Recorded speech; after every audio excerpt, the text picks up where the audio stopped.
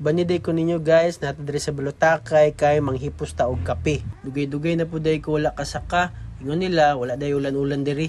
Og barato ra pud kay ang palit sa gulay, mao to makita niyo sa mga viral na videos. Ipang tad-tad na lang nila ang mga cabbage. Minus po di atong harvest sa mga kapiron. Buot pasabot ana, low na po ang supply, taas na po ng demand. And mag-expecta na mahal na po ng presyo. Nang hipos ra po dahita sa mga ipangbulad din ni Ate Rose. Salamat po dahil ko kang Ate Rose. E kung wala siya, wala po tayo lamig nga kape. Ug dinhi po dahil sa bukid guys, pabaunan po dahil kanila og gulay. Wala na nilagi pang harvest ni mga sibuyas kay perting baratuha karong panahon na. Lugi na po sila kung ipa-harvest pa nila. Siyempre, lukduhon rin nato ning mga kape guys. Kay ipakaryada na to ni Lugi po ta. Kay perti mang mahala magpakaryada. Gaan raman po, so kaya rin lukduhon.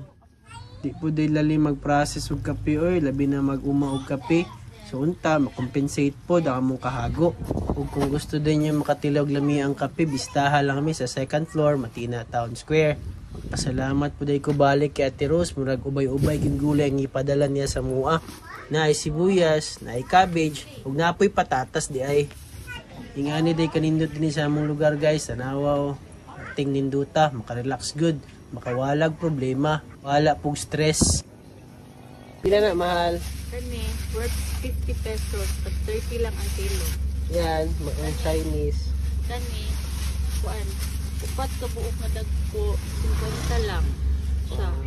So, barato kayo ang gulay. Pero pag abot sa Davao, kuan na dollars Good luck. na. Ito lang guys, bye.